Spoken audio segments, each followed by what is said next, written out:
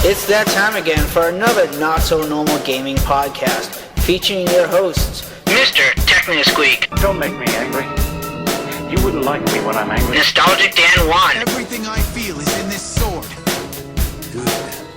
Come on! And Quick Freeze 4. Don't worry. I'll handle the bad guys. This is a podcast you want to listen to, but first, you gotta press start. Hey guys, welcome back to another episode of the Press Start Podcast. This is episode 44, and today we also have Clava, Quick Freeze 4. How are you doing? I'm smoking hot. Smoking hot. Ha ha ha. And we also have Nostalgic Dan 1. How are you, Dan? I'm great. It's about damn time we started. Yeah. Yeah, why don't you stop right there and explain why you just said that? You want me to explain? Techno has a routine before he Yeah, starts. No. It's all Cliva. Nope. Fuck you, dude! It's all Cliva. Oh, yeah. He's never around when you need him. To start the podcast, he's always stretching and having to go to the bathroom and then getting a drink. You guys, you know what? Fuck you, Techno. This is all. Before each episode of the podcast, Techno's like, hold on, I gotta stretch. Hold on, I gotta get a drink. Hold on, I gotta go pee. And this takes a half an hour for you to get ready. And now you come on the podcast and you turn it around on me? Screw you guys. You're fired. Oh. You know, continue with the intro. This is blasphemy. Oh, we do have a guest, and that guest is Megatenkota. How are you doing? What's up, guys? I'm doing good. Hey! Yay, everyone's Yay! Yay! Yeah. Good. Techno's all stretched, prepared, ready. So why don't you explain to our listeners who you are, what you do, and why the hell you're here? Well, I just started on YouTube recently, and I'm a pretty young gamer, and I focus a lot on my channel about, like, a lot of import games and obscure games, and I'm trying to collect every single Sega Saturn game there is out there, and I have about 75 right now, and I have, like, I'm starting this series. I'm actually posting a video tonight about obscure fighting games, and I hope that can become, like, more of a thing my channel's known for, and that's about it. I like shmups and fighting games and RPGs. That's about it, so, yeah. It's a really impressive Saturn collection. Like, what's your favorite, like, Saturn games? Like, if you had to pick a couple. Hyperduel, KO Gekitai 2. I don't know why I keep playing this dating sim, but it's called Kiss Yori, but I keep playing it, and I can't understand a thing. I just randomly click. I like Kodar, which is an awesome racing game. There's so many. I like all the fighting games, like the SNK games, like the King of Fighters. The shmups are obviously awesome. And as I said, Hyperduel is like probably my favorite shmup on the system. It's made by the same people who did Thunder Force. That's about it. I don't have a single American. Well, yes, I do. I have Guardian Heroes, and that's like the only American game I have. So. Is that still rare? Now that it's out on Xbox? It's like uncommon, but okay. I got it for like. It came bundled with my Action Replay, so I got that game, another import game, and Action Replay for $30 on eBay. So, damn, yeah. That's a good time. Yeah, I did so good. Yeah. Wow, my Sega Saturn collection is so small. I have like 10 games for the Sega Saturn, and they're all like Clockwork Knight 2, Bug 2, Alien Trilogy, like Myst. I got Megaman 8, which is probably like my pride and joy on the system is Megaman 8. Yeah. That's a great game. I'm telling you, do not ignore the Sega Saturn. The imports, people make it seem like they're so expensive, but you can go on auctions and get them for like, I got half of mine for less than $1. Sometimes I got like 15 games for 1 cent. So, really? Yeah, a piece. Yeah, because I get lucky in the auctions and no one really wants them because they're import games. Yeah. So, especially the RPGs, and you can just play them with like a guide. and it's actually easier than people make it seem to be, because a lot of them are like simpler than they look. So, yeah. Yeah, I've been dying to get a Sega Saturn, mainly too because of how easy it is to import games and play them. There's a lot of import games. Like, I know one game I want to play badly is Shin Megami Tensei Soul Hackers. Really bad since we never got an American release, but... I do too. That game looks excellent. I actually won it in an auction, and the guy couldn't find it, so I was mad about that. So this is... I probably already answered this question already, but so it's region free, like it's not locked or anything like that? No, it's not region free. You need an action replay cart, or you can turn it over and just solder these two. It's kind of complicated, but it's solder these 2 points, and yeah. The easiest way is to just get action replay. Yeah. Okay. And they're not expensive. Nope. Yeah, they're literally like $30, so it's totally worth it, though. I got the action replay Form 1 so I can play them fighting games. Oh, yeah. Yeah, you can't get it without it, so it's the way to go if you're going to get it. Yeah. What was your first game that you got for the system? Oh, the first game I got for the system? Yeah. Well, I had bought it from some person on Craigslist, and I can't remember. I bought a whole lot on eBay. Okay. I just went crazy, and then I think the first game was Guardian Heroes, and it came with Strikers 1945, and yeah. I haven't had my Saturn for long, but I fell in love with it, and I have to say it probably is like my favorite system of all time. So, yeah. My first game that I got for it was Nights into Dreams with a 3D controller. No, classic. That thing was so massive. Yeah, it's basically like the predecessor to what would be the Dreamcast controller. Yeah, crazy. Which some people believe became the Xbox controller. So. I do too. I've always said the Dreamcast, like the 360 is like the bastard child of the Dreamcast. It really is. There's so many similarities because they're both like loud as hell when you play them. They both sound like they're eating your disc or something. And I didn't think about that. You're right. Yeah, the controllers are similar, and the triggers on both of them are almost identical, like the left and right triggers. Doesn't the Dreamcast controller look like it would be very uncomfortable to hold, but then you hold it and it feels pretty nice? Yeah. That's how I feel. Yeah. Looks like a spaceship. Yeah. But it works. So we want to get into maybe some news. No. Screw the news. Yeah, fuck news. I'm done. You know what? I quit the podcast. Retire. It gets worse and worse every day. Exactly. No Evo, no top tier Evo, MLG, esports money. You know what? I want to talk about Snorlax. What about Snorlax? I don't know. It's just, for some reason, it just popped in my head. I want to talk about him.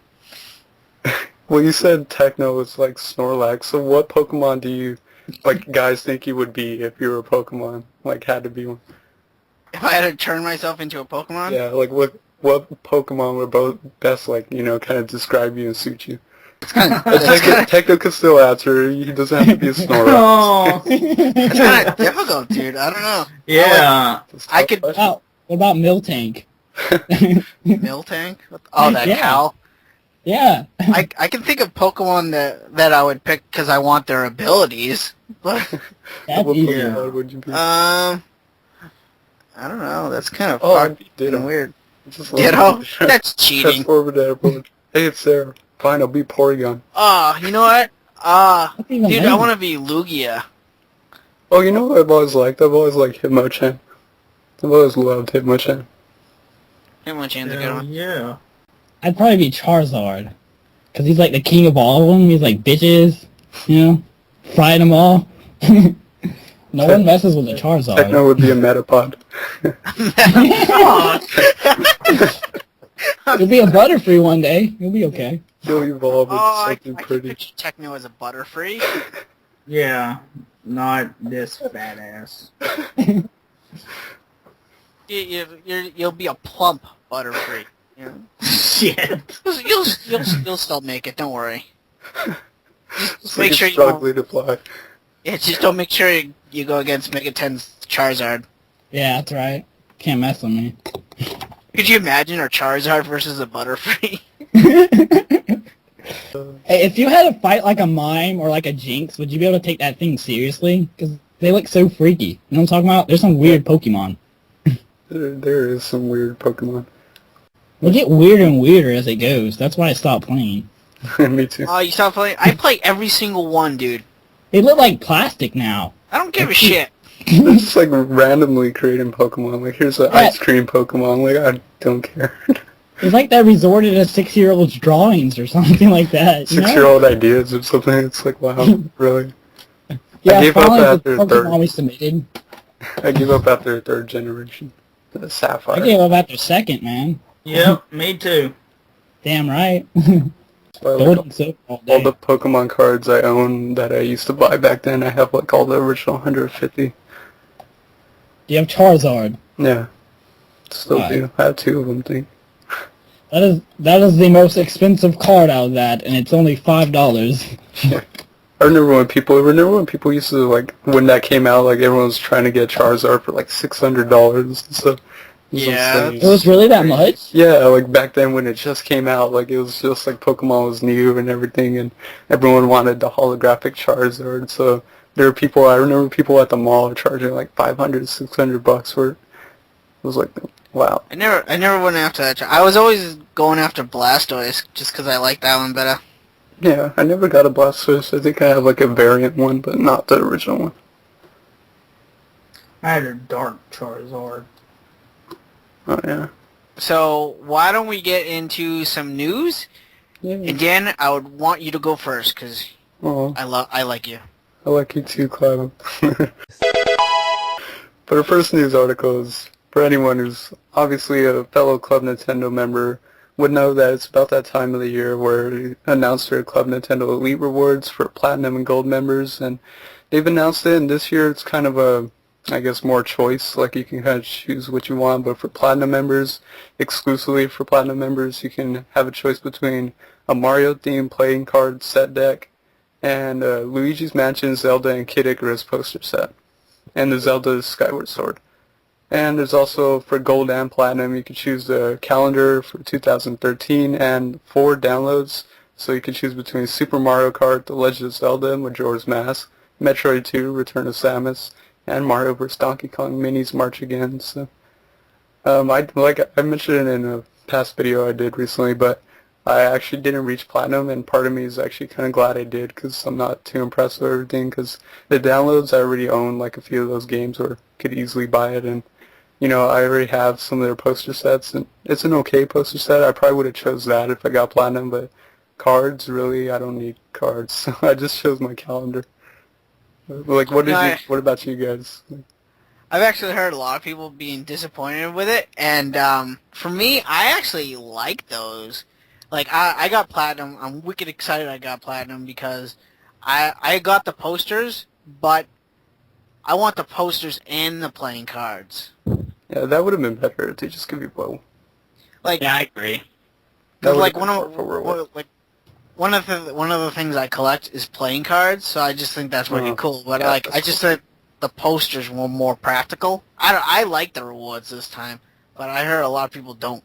Yeah, I'll never use them. Like maybe a display item, but like for the card collector, yeah.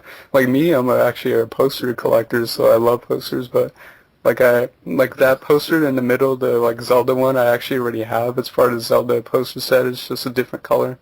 And Kid Icarus, it's not like different artwork. I've seen that artwork before. And Luigi's Mansion, I'm not the biggest fan of that. So. I think the Zelda and the Kid Icarus one look really good to me. Yeah, I still think the best set they did so far is the Legend of Zelda set, the newest one, with all Skyward Sword. Those are gorgeous posters. Yeah, I wish I got that one myself.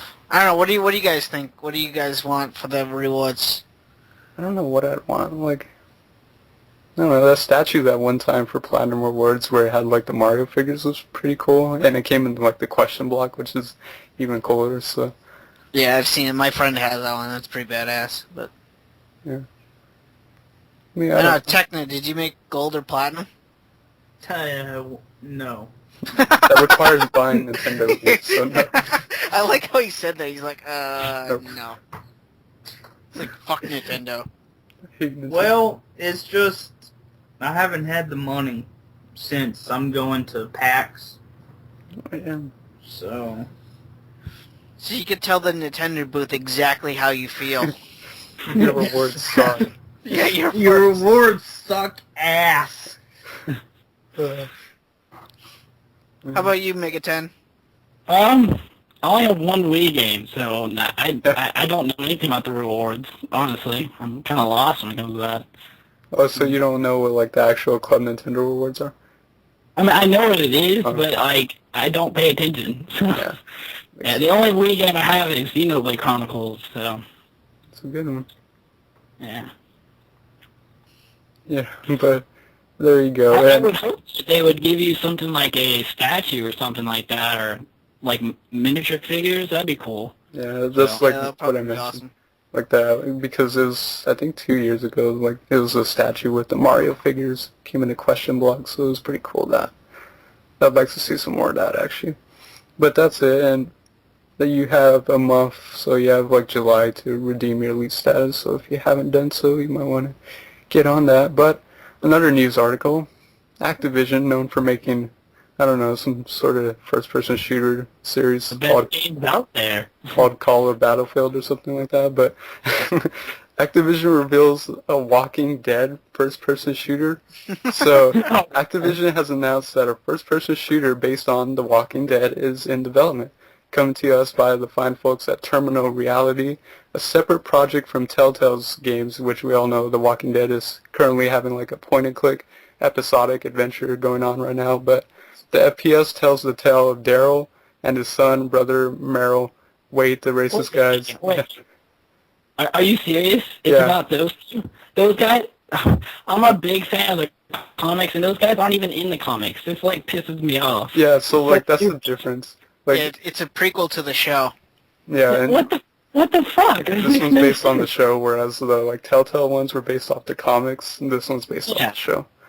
And they say players will have the option of tackling zombies head-on or using stealth for their undead nastiness. And it says the game should be coming for, it's planned for 360, PS3, and PC, and scheduled to come out next year. So I don't know.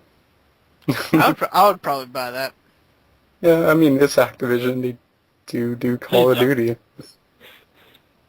But that's the thing, like, I don't know, like, how they're going to treat this. Like, I don't want it to be, like, just a generic first-person shooter that, like, barely has any story. Like, Activision should be aware that The Walking Dead, it's The Walking Dead, so it should have a pretty decent story, even if it's going to be a first-person shooter.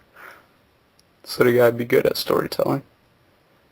Which we'll see what they handle that. Because they can push it, like, you know, to be a really interesting FPS with an interesting story, or just flat out like a Call of Duty game but with zombies or something. I find it kind of funny that, like, you mentioned, you could either, like, play, like, head-on or use stealth, and it's funny because those two characters in the TV show, there's no way in hell those are stealthy characters. Yeah, you're right. These two characters, like, you know, like, the redneck, you know, like, double barrel, like, you know, you get what I'm trying to get at. They're loud and obnoxious. Yeah, they're loud, they're obnoxious, there's no way these two are going to be sneaking around in a fucking video game. Yeah. And they do mention that, like, and they're trying hard for, like, a management of supplies, so, like, you know, everything's kind of crucial, so, like, food and ammunition and stuff like that, so trying to get that zombie, you know, apocalypse, you know, kind of survival aspect for the game, but I don't know. It's Activision. We'll see how it turns out. Guess we'll find out next year. But I have a follow-up news article. It's not necessarily news, but last week we talked about a little Android platform that's coming called Ouya, which... Ouya! And before... Yeah! Ouya. And before we weren't really, like, it wasn't really official that it was coming out, but, like, they started a Kickstarter, actually, which I didn't know. Yeah. Like, a couple of days ago, they, you know, put it up for Kickstarter to have a video on there. Their goal was $950,000. They reached that within 8 hours of putting up their Kickstarter. By the end of the day, they had almost double of that, $1.6 million. And that's the first day. So it's going on right now. It's still 27 days ago, and people are still donating. As of now, it's up to $4.2 million. So clearly people want an open-based console like Ouya. If you don't know what Ouya is, it's an open-based kind of console that runs on like the Android. Yeah, it runs on gingerbread hardware, and it's basically I thought it was going to run on. Oh no, ice cream sandwich. Ice cream sandwich. It's going on ice cream? Okay. I have pretty much the same exact thing except for runs on gingerbread, and I think, are they going to charge $100 for the Ouya? Yeah. It's a system. I paid $130 for mine, but it's portable and that, yeah. Yeah, so it's like that. You get the games. The big thing is it's open interface. They're like welcoming hackers and stuff like that. So, and they're welcoming creative people to come and like actually boost the, the software lineup. So like indie developers can like freely, with free of charges from like, like going to Microsoft or something. Because even there, like the indie game marketplace there, you have to pay for like $100 license to be able to put up games. But like they're just allowing people to do it. They can put up whatever they want, indie developers, and, people could change the infrastructure. It does have a controller, which I didn't know before. Like, they didn't show a controller, but it's like a weird-looking, like, cross between, like, a PS3 360. It's got, like, these colored buttons, and it's actually got a touchpad. Yep. Which That's is weird. so cool. Which is weird because I was wondering before, we mentioned it last time, is it going to be, like, how would you play the system? Like, would you use your Android as, like, kind of like smart glass, would you use it as your controller? But the controller is going to have a touchpad in the middle, so you can run like any of the Android games like that. But there are some issues that come up. One of the biggest issues is that since it's an online infrastructure and it's open to anyone, that maybe cheating would become rampant on online games because they allow hackers and stuff like that. And also the other big issue is, since they're allowing anyone to put up like games, is quality control. So people could just put up shit for days, and it's almost like the Xbox Live Indie Marketplace where you gotta, kind of dig through the shit in order to find like the actual good gems. So that could be a problem too. But people are really excited, and it's got like a nice little, kind of user interface actually from what they showed in the video. If you go to a Kickstarter, you can see like the actual hardware. You can see it running in real time. So if you're interested, you could check that out. And yeah, obviously it's going to become a reality because it got funded in 8 hours, and people are still funding it. So that's amazing. There's 5 people who backed it for the highest pledge of $10,000 or more. So, yeah. And all the games are free to play. So yeah, I mean, what do you guys think? Like, is there room on your next to all your consoles for Ouya? For me, I don't. It's a great idea, but honestly, I don't think I'll buy one, because like I don't really like to create things within video games. Like Minecraft, I don't play it.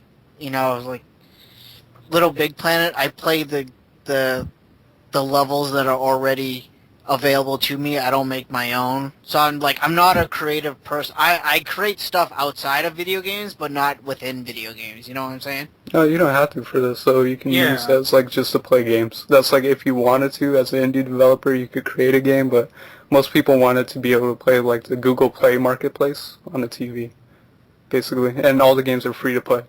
Yeah, it's pretty much a phone, but on the TV. And I forgot to mention too, the specs for like the actual hardware are actually pretty impressive. Like they said, the quality is almost up there with like a 360 or PS3. They showed like what looked like a Gears of War kind of clone running on it, and it actually looked pretty nice. It seems like it was running in HD too. So I think I would just have to see it then. Yeah, you should go to Kickstarter. Anyone who's doesn't really know much about the system, go to their Kickstarter, and their video is actually really good that they have there. It describes it, what it does, everything. But it's $100. I have an Android phone, and I never really played games too much on them because I don't know, maybe I just didn't like it, and I don't know. But maybe with a controller on a TV and all that, and I'm a big supporter of indie games and stuff like that, so that has me excited that there'd be some good indie games hopefully there. So $100, why not? And everything's free to play. Yeah. And it's got apps too. It's one of the apps they announced is Twitch TV. So, and clearly Angry Birds on the TV. Does it have the Android market on it? I think so. Okay, so I imagine you can use this for emulation also, right? Well, yeah. I mean, you can pretty much do whatever you want with it. It's open. Yeah, it comes with a dev kit, so. Yeah, every single system. Players on there, so. Yeah. Every system has a dev kit on it, so you can do whatever you want with it. Yeah, 33 plus, or 33,000 plus a month is like really bad. So that's interesting. I mean, it's weird, like, we're so used to all our consoles, we're so used to it just being 360, PS3, Wii, it's weird when, you know, there's actually a new console. It's actually been quite a while since there's been, like, this many consoles, like 4 consoles available at once. Yeah. And people are saying Ouya isn't meant to be like a competitor with 360 and PS3. It's just meant to be an alternative, you know, for the more casual gamers. You know, and we gotta face it too. The mobile market, like people just casually playing mobile phone games like that, they love it. It's becoming a big market. So you gotta figure that really appeals to those kind of people, or just be able to play those simple pick up and play casual games on their TV in HD. So. Well, it sounds like it's gonna do very well. So. Oh yeah, it's gonna do really well. So. It's 4 million plus. It's still got 27 days ago, so that's pretty incredible. But yeah, that's the follow-up to Ouya. And speaking of, if you have that much money to donate towards Ouya, maybe you can have $50,000 laying around to buy some DLC. But Peter Molyneux says, curiosity of DLC, $50,000. Now what this is Peter Molyneux recently defended, you know, his curiosity for DLC in an experimental app that he has, you know, that he's been working on called with a company, his new company. And during a question and answer session, someone asked, like, you know, what, like a diamond pickaxe for like valued at $50,000 for his game or something. It was like, you know, they thought it was sinister, and then he defended by saying, "Why is that not nice?" Molyneux retorted immediately, "We can't be ashamed for asking people to spend money. We can't be ashamed of that. As a designer, that is proof that I have done something meaningful. I'm not saying that you have to buy like 3 chisels, and don't expect a diamond chisel to be ever purchased. If it is, I want to meet that person. They may be an investor or something." So like, you see, it's like a diamond pickaxe for 50,000 if someone wanted it, I guess. Basically. I don't know. That's crazy. I can't imagine doing that. He's basically using it as like a test if someone wanted to, like if they had that much money that they could possibly invest in the company and all that stuff. And he's saying like, why not? Like, why not just throw it out there, and if no one buys it, what's the harm? You know, and then if someone buys it, actually does buy it, you know, and that's great. Yeah, it's their money, so. But Peter Molyneux, if anyone should know Peter Molyneux, he's like he's a weird guy in the gaming industry. He has like a unique approach, let's say that, a unique approach at gaming and gaming culture in general. So this just seems like something Molyneux would totally do. He's an interesting guy. I'd want to hang out with Peter. That guy made me cry when I was 10. Like, dead serious. I got Fable, and it made me cry, because he, like, lied about it. Oh, yeah. So. He lies about everything, but he's, like, over-pumps up, like, all his games. Like, this is going to be a masterpiece of beautiful proportions, and, like, yeah, it's like, no, not really. but yeah, I got it thinking it would be, like, Morrowind or something. I was wrong. I don't personally care for Fable either. Yeah. But, yeah, Molyneux. Diamond pickaxe? Why not? 50 G's. Go buy it, people. But anyways, a big news article. I know, such a wonderful deal. And there's no losing in that. But a news article I'm really happy about that was recently announced, and I was hoping this would come out, and that is Tales of Xillia has finally been announced for North America and Europe. Tales of Xillia is heading to Europe. Namco Bandai recently came out and confirmed it a couple days ago on Facebook, but they confirmed it. It says, "We are very pleased to announce Tales of Xillia is coming to the West," and says, "Don't worry, it's heading to North America too." The account, or they're just talking about the Twitter, but basically Tales of Xillia was promoted as like the 15th anniversary game for the series, and it's the 13th installment actually into the series, and if people don't know, they're actually working on Tales of Xillia 2, which is supposed to come out in Japan actually later this year. But everyone really wanted this. It's the 13th game. It has a kind of different art style. It follows a unique cast of characters. The hero fights with, you know, bare fists, which isn't really normal. Usually all the heroes fight with swords, but it's a beautiful game. They did that in Tales of Xillia, though. The hero fought with bare fists. Yeah. No one played that. Like, that's the black sheep of the series. But, yeah, it's just unique. And the characters seem really likable, actually. It looks like a beautiful game, and it's going to be a PS3 exclusive. But it's interesting because I'm surprised that they actually, localize it, because in a way I felt like Tales of Grace's F was just a way of holding over the PS3 fanboys who were mad that Vesperia was exclusive. But, like, here you go, like, I wonder how the 360 owners feel. I mean, they got the questionably the greatest game in the series, Tales of Vesperia, but now the PS3 is getting in graces, and I think they recently said, too, that it's not just Tales of Xillia, but they would do both, actually. So Tales of Xillia 2, when it came out, that they started working on that for localization. And Bandai Namco recently came out and said they're really interested with pursuing stuff for the Tales of series in America. Recently, they said they're actually, for the first time, they're planning on doing remakes. They've never done an actual, remake of a game, so they said that a remake could be on the horizon. They haven't specified what, but I'm either thinking Tales of Innocence R, which is out in Japan on the PS Vita, that maybe they confirm that, or me personally, I'd love to see a collection bundle of Tales of Destiny 1 and 2, a remake of the PlayStation 1 games, particularly for Tales of Destiny. Yeah. Because I really want to play Tales of Destiny, but let's face it, both of the games are $100 plus. For the PlayStation 1 copy, they're really expensive, really rare. But Tales of Destiny 2, you can easily play. It's on the PSP, actually, called Tales of Eternia.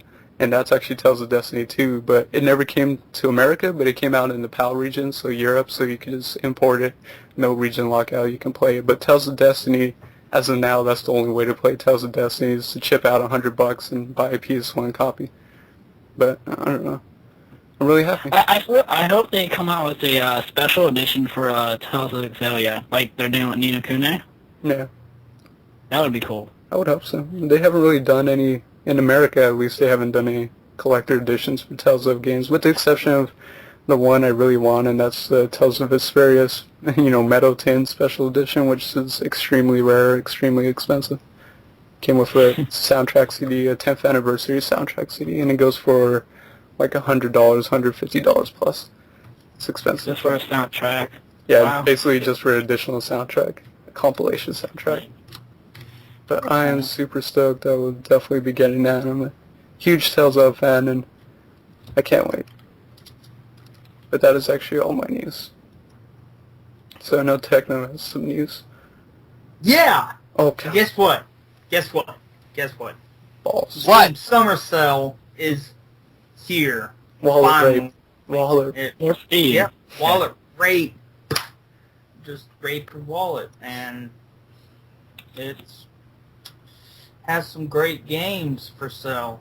Legend of Grimrock for 60% off. Portal 2, Still, man. 75% off. Super id Pack, 50% off. Complete Valve Collection, 50% off. Arma 2, Combined Operations, 20% off, which a lot of people... Daisy. Yep, Daisy. That's why they want it. Or Days. I think it's Daisy. Daisy. Yeah, Days Zombie is what I know what it stands for. Z stands for zombie.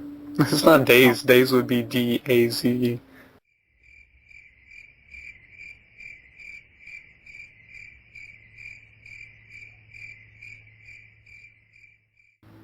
Whatever.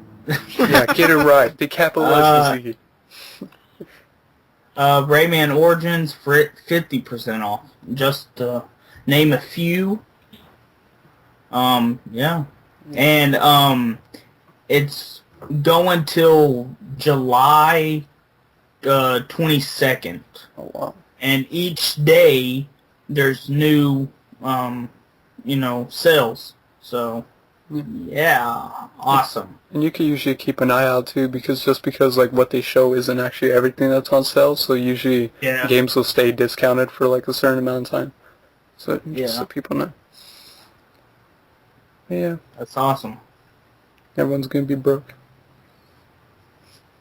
Yeah, probably. And it has to happen before I go to fucking PAX. That's bullshit. Because, see, I can't spend any money if I want money to go on this trip. And then... Just sell one of your kidneys. It'll be good. Alright. You should whore yourself out to 50 fat chicks for $1,000. Just donate all your blood. Donate all your bone marrow. My bone marrow. You don't need it. I don't need it. They pay good for bone marrow. Well, this is a rumor. Concrete rumor. Yeah, because we all know it's gonna come because they have the full list of achievements here, and Capcom is thinking about re-releasing the original JoJo Bizarre Adventure. Woo! Awesome! Woo! Yeah! Yay! Yay! I actually never played it. I still need to get it for my Dreamcast. So, Looks pretty bizarre.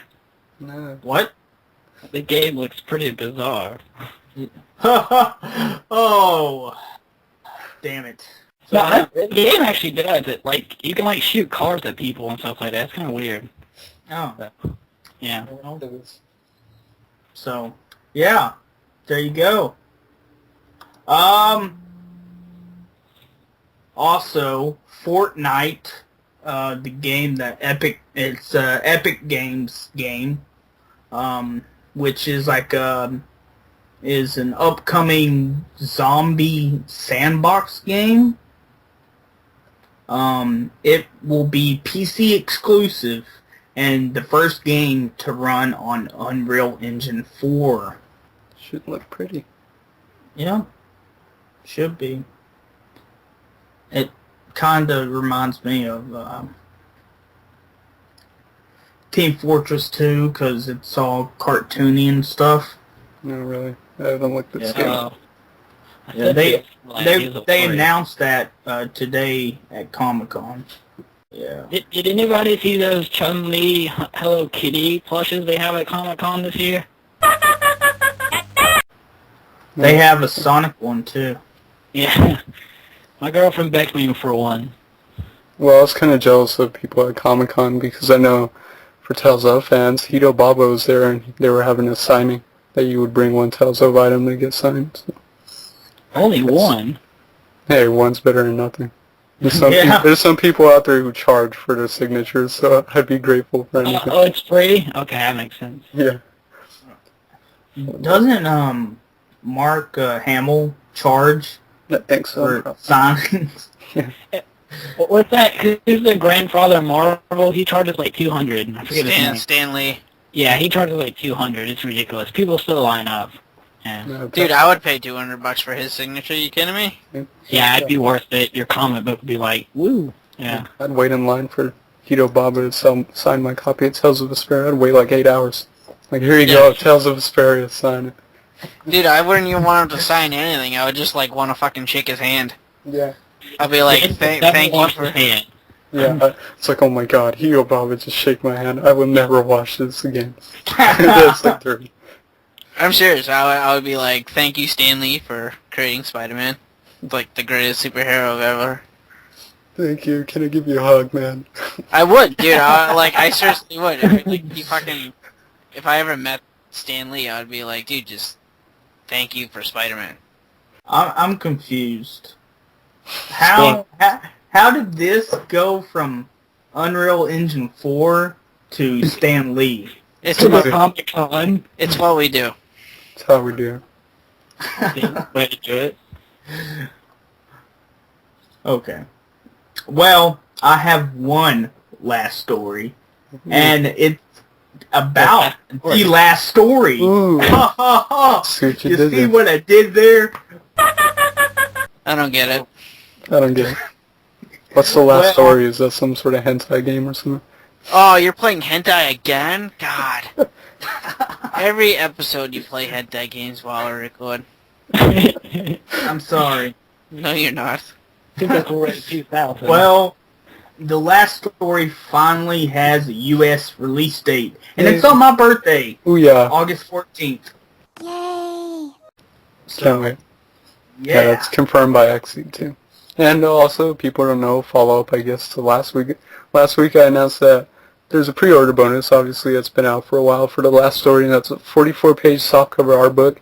And now it's confirmed that they're adding a little bit to it. So, like, the art book and the game, the art book and the game is technically what they're calling the first print edition. And then they're including a soundtrack CD with, pre-orders for all the pre-orders. So all the pre-orders will get a bonus soundtrack CD with 7 songs on it. And then after the pre-orders, it would come with an art book or something. But a lot of sweet goodies. And for the same price, for $50, you can't go wrong. So it's nice of Xseed. I can't wait. I think I'm going to ask this for my birthday. You should. I already have the pre-order. Then you could use those Club Nintendo points to get those cards. It's by Xseed though. It's not by Nintendo. No. Alright, fail. I don't know. Nintendo started adding points for non-Nintendo games, so maybe that'll be one. Yeah, I got points for Xenoblade, so. But that's published by Nintendo. I don't care. I don't care about Nintendo. Screw them. Isn't Last Story published by Xseed? Yep. Yeah. Okay. I thought so. I don't know why I wouldn't think that since they were the ones that announced it. I'm dumb. I'm retarded.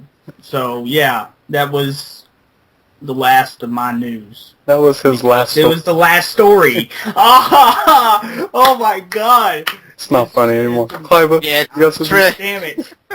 I was just waiting for him to start talking. I'm sorry, Techno, for that. But yeah, I got a couple news stories, and the first one is a concrete rumor, and Rocksteady has announced, even though it's still a rumor, that they're working on the next Batman game, and it's going to take place during the Silver Age. Now, if you guys don't know, the Silver Age, it's kind of like the time period of, 1950. And this new game, it's going to be kind of like a prequel to, I guess, Arkham City and Arkham Asylum. And what it is, it's just going to be Batman set in the 1950s, and presumably he's going to be teaming up with other DC superheroes, such as, Superman, maybe The Flash, Green Lantern, and the main story of the whole game is rumored to be the introduction of the Joker. So, I don't know if it's going to be Mark Hamill doing the voice, even though because Mark Hamill retired doing the Joker voice. So if you guys don't know that, but yeah, that's the rumor going around that they're working on a Silver Age Batman title, which I'm super excited for because it's a superhero. I love superheroes, and the Batman Arkham Asylum games and City game were just fantastic. So I can't wait for this. I really hope it's true. Yeah, it sounds like it. Wasn't the animated series in 1950? Are you talking about the Brave and the Bold series? No. 90s. What? I don't get what you're saying. The 90s cartoon, Yeah. The animated series. Was it? I can't think. I think it was set in modern day because it crossed with Superman, and I know that one was in modern day. The Adventures of Batman and Robin. Yeah, that was set in 1990 era. It was modern. Yeah. I hope in this game they have more than just Batman. I hope you can play as Wonder Woman and stuff. And wouldn't it be cool if you play as minor characters like the Red Hood and stuff? That'd be cool. I doubt it though. Well, supposedly, the rumor is he's supposed to team up with other Justice League members. So Wonder Woman is part of the Justice League. So, but the article I'm reading, it didn't mention Wonder Woman. It mentioned Superman, Green Lantern, and Flash so far. Oh, damn it! You can't play as Wonder Woman in any game except for this fighting game on the Super Nintendo. Yeah. But, wait, what? I said you can't play as Wonder Woman in any video game except for one. What's that one on the Super Nintendo? Which I can't remember the name of.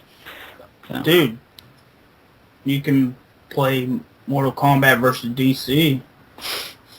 If I want to sue her, I might I might try that game. I've heard bad. And they're releasing Injustice, which they just announced. Cyborg and Jax. Cyborg? And Nightwing, yeah. Oh, Nightwing. so cool. Wait. Nightwing? Oh, Yeah. crap. They announced Jax. That's so stupid. You know, from Mortal Kombat. Yeah, that's why I'm like, what? Yeah, wait, I don't get it. The Injustice game is gonna have Jax in I it. guess so. It's made by Mortal Kombat. No. It was. Oh, I'm Oh, I'm like, what the hell are you talking No, they were. People were saying that Cyborg looks like Oh, Jax. Yeah. Okay. Yeah. Okay. I'm. That would make no sense. Well, Jackson. yeah, it makes sense. They're both So the- African American and they both have cybernetic arms. So. You can throw him in any game. Yeah. I don't know, but that game looks cool. I'll pick up Injustice whenever it comes out. But let's see. The next news story I got is also another rumor, Concrete? and it's concrete. It's probably the best kind. And it says Nintendo is gonna have a unified kind of like account system coming for the Wii U, and also for the 3DS. So this is kind of like, I guess, kind of like the Xbox, gamer tags or the PSN, accounts and stuff like that. They're gonna get rid of friend codes. Thank God. So, but yeah, they're gonna unify maybe the 3DS and the Wii U. So, I guess people can see if you're playing the 3DS, you can see people on the Wii U and vice versa. But That'd be cool. I don't know how they're gonna do this. Like I said, this is still just a rumor and nothing is confirmed at this moment. But No, they need that. They need to get rid of the friend yeah, they codes, definitely do. regardless. Well, see, I'm gonna put in my thoughts, my 2 cents. Put in my 3 cents. I don't with the 3DS, just that one friend code. I didn't really have a problem with it. It's just the Wii, because you'd have to fucking use friend codes for every other game, and that was horrible. Yeah, and you have Yeah, to they- answer it every time. Yeah, they definitely improved the friend code thing for the 3DS, but Yeah, but even that, it's like I still have to memorize like 12 digits, really. Like, if someone asked my friend code, even for the 3DS, even though it works faster, I'd be like, oh, wait, let me get my 3DS, let me look it yeah, up, you because I don't gotta remember. look it up. Yeah. It's like, I just can't remember. So yeah, it'd be a lot easier to just have a username, Yeah. like, here's my username, here's Nostalgic Dan, add that, and we'd be friends on the 3DS, Wii, make it easier. Well, yeah, that's the rumor that they're gonna come with some sort of account system linking the Wii U and the 3DS, getting rid of friend codes and stuff like that. So hopefully it's true. I took this long to get this idea, but Yeah. We'll wait to the party. yeah, really late, like 7 years. Let's see, the next news story. Now, if you guys are like comic book fans like I am, Oh yeah. this is going to be kind of cool for you guys. It's cool for me already because I already read one of these comics. But it's rumored that Sonic the Hedgehog and Megaman are going to have a crossover comic by Archie Comics. Now, I don't know much about this. I kind of just heard about this today. But like, I read the Megaman comics that Archie I makes do. now. And Archie does make Sonic the Hedgehog comics. So it kind of makes sense that they could make these two worlds, collide in some sort of like, I don't know, epic story. I don't know if it's going to be like a mini-series or like an ongoing comic book series, but I'm definitely going to pick this up. Me too, definitely. I already have that pulled, so ready to go. Dan, you going to pick it up? You should pick it No. up. Oh, You have to. You I bastard. don't read comics. It's only $3. That's Why too can't you pick it expensive. up? Gotta buy you like 3 theater rhythm songs. That is true, actually. But yeah, that's it. Crossover comic, Mega Man, Sonic. So, it'll be cool. And the last main story You guys may remember last week I was talking about Evo coming out. Well, Evo happened. I watched the entire thing, all the streams happening at the same time. I watched them all. Oh my god. Yeah, they had like Mortal Kombat on the same time as like Street Fighter Cross Tekken. I watched them all, dude. I had like 3 screens open. There was like 6. How did you do that? It was a lot. It was crazy. But yeah, they had like 2 or 3 streams. They had 2 streams of actual fights going on, and then the third stream was like kind of like panels and stuff. But it was good. It was, if you guys, like I said, if you don't know what Evo is, last week, basically it's a 3-day fighting game tournament where people all around the world get together in Las Vegas to do this 3-day tournament. It's kind of like the Super Bowl of fighting games. And, you know, there's one winner, you know, one great fighter within a certain game for the world. And I have the winners. I have the announcers of who they use. Legend, bitches. Yeah, and they get paid some decent money. Yeah, they do. They get really good prizes. But for Street Fighter 4, the winner was Infrastration, and he won with Akuma. For Marvel vs. Capcom 3, it was Filipino Champ, and he won with Magneto. That was such a good tournament.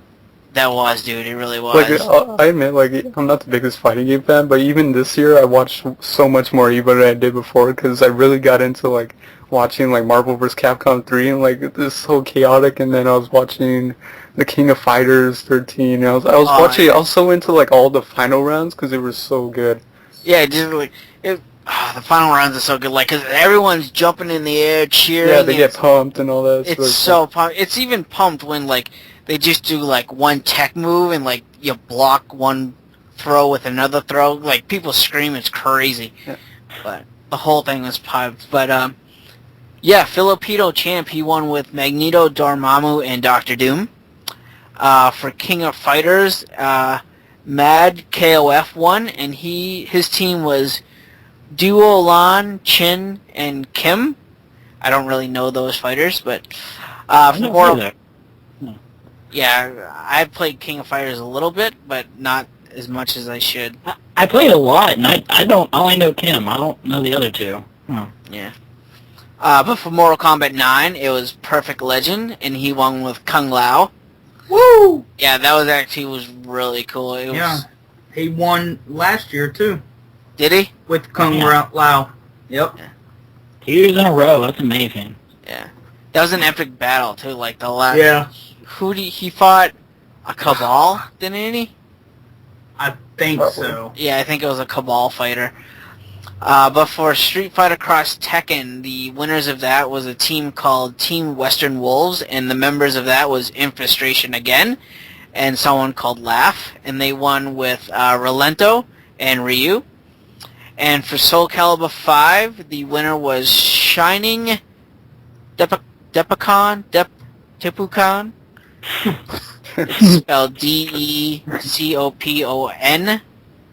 Depocon, and he won with Tara. So those are the winners of Evo 2012.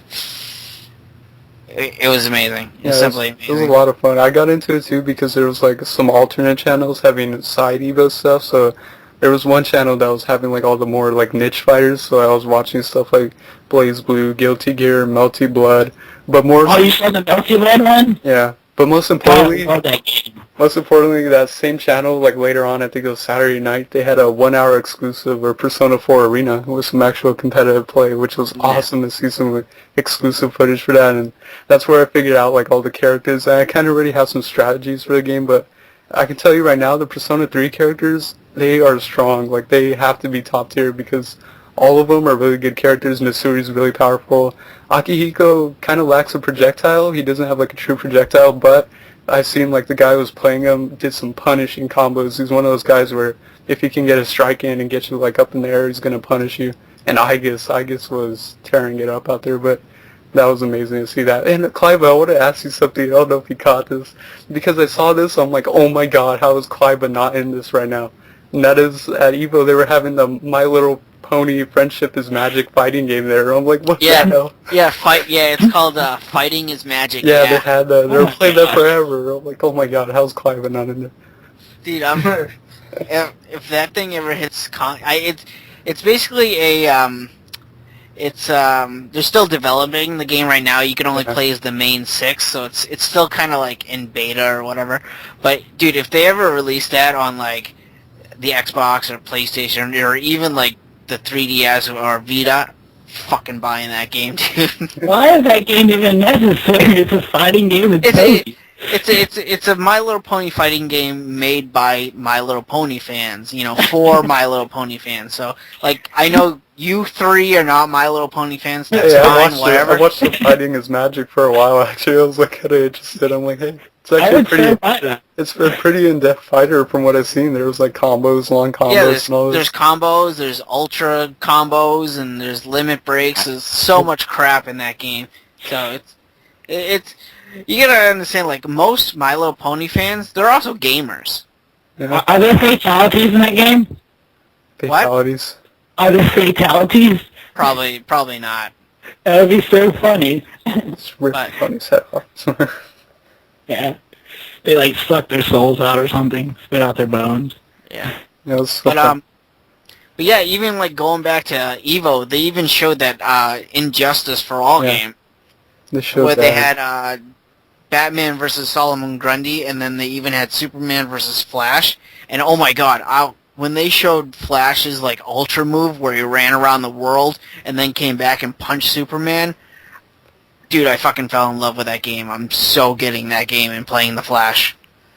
Yeah, that looks actually pretty good. And I know they showed a little bit of Tekken Tag too, for anyone. Yeah, they showed Tekken Tag. They showed like Street Fighter Third Strike, I think.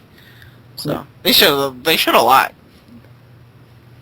Yeah, dude, my favorite Marvel vs. Capcom 3 player has to be Combo Fiend. Oh, he was so awesome last year. Did you see that fucking match where he had no health left? One hit, he was going to be out, and then he took out that guy's all 3 of those characters that he was facing. Yeah, with just Taskmaster. Yeah. Oh my god. I was like, oh my god. That match was so fucking crazy last year. Oh my god. I'm kind of disappointed he didn't really do that well this year, but he still kind of made it in the finals. Yeah. But oh my god, yeah, that match was fucking insane last year, dude. I'm telling you, dude, it's the Super Bowl fighting games. It's like crazy. But yeah, that's all the news I have. So. Yeah. Ouya. Yeah. So yeah, fighting is magic. Yeah, I went into that stream, I'm like, the first thing I did was like, let me check the viewer list. I bet you anything Clive was in here. I was like, no, it's not in here. Like, I was that. Yeah, I don't know. I didn't watch it off like the official stream. I had to go from my computer was all fucking up because I was trying to watch 3 streams at once. But yeah, I had to go through like some secondary website and view it because I was, like I said, I was trying to watch all the matches at once because they were all happening at once. Yeah. And the chat was really interesting to say the least too, because they're always the fighting game community, especially in Twitch, is known as being a interesting group of people to say the least. But they're actually cracking me up. And if you don't know, this year they actually did a subscriber thing for Twitch TV, which is a common thing now on Twitch where you can subscribe to a certain broadcaster for a certain amount of money. But the difference was with Evo is that you subscribe for $12, you get access to HD quality and all these little like Twitch face codes. But the cool thing is that all those proceeds went to like a special scholarship for gamers. So that's really cool too, that they raised some money. Evo was awesome this year. Yes. But Can't wait for next year. Yeah. I'll be there for dude. Persona 4 Arena. I'll be MLG at that. Me too. Me too. Here comes Dan with his top tier Akihiko. I kind of want to get that game just to like fight you in it, but I'm still not sure. Yeah, what's this you ended on? I'm getting it on PS3 just because it feels right. Me too. Yeah, because the first... I want to play you. Yeah, Yeah. well, we definitely, for sure, I think I'll be probably getting it day one. But the first thing I thought The first thing I thought when I saw PS3 360 was like, it doesn't feel right playing a Persona game on a non-PlayStation console, since the series has been on that. Right. Yeah. I can't even match the box. It would just look weird, you know? Yeah, but Persona's interesting because it keeps RPG elements in the fighting game, so like there actually is status elements. You're capable of being like silence, you're capable of being fire, frozen, so that's really interesting. So like I saw the competitive fighters, like someone would silence them and they couldn't activate their persona anymore, or someone would be burning from using like the Miragi Dyne and stuff like that. So or Akihiko uses Mazio Dyne, electricity, so he kind of dazes the opponent. So it's really in depth. That's really cool to see like status elements. Is Ken gonna be in the game? Yeah. Oh my god, I want to hear him like say like crap.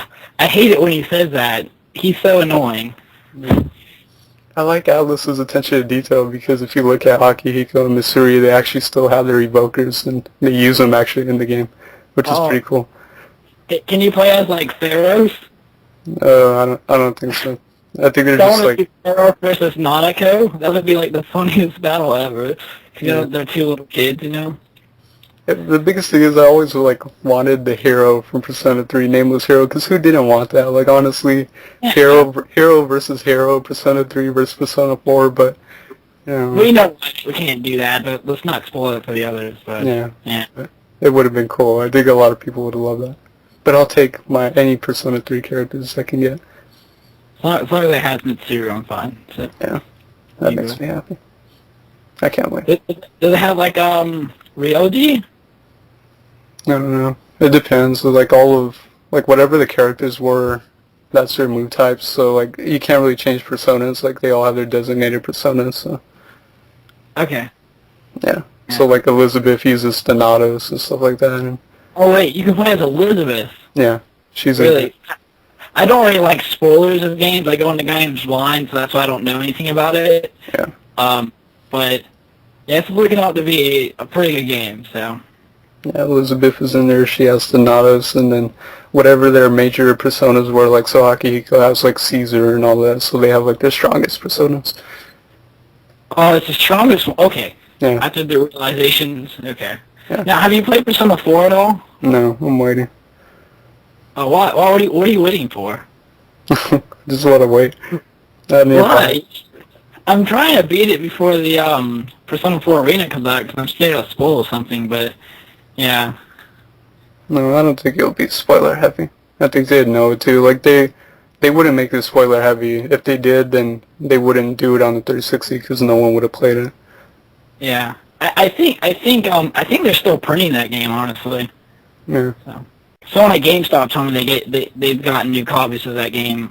So. Yeah, we want to get into some maybe questions. The time. Who's got the time? It's question time. First one is from our good friend Mikey's Monarch, and he asks. Oh, shit. He's excited. Ouya. Ouya! But our first question is from Mikey's Monarch, and he asks, if you could remake any game, what would you choose and why? Oh, that's a hard question. Mine's pretty fucking easy. Mine is Boomer's Adventure in Asmic World.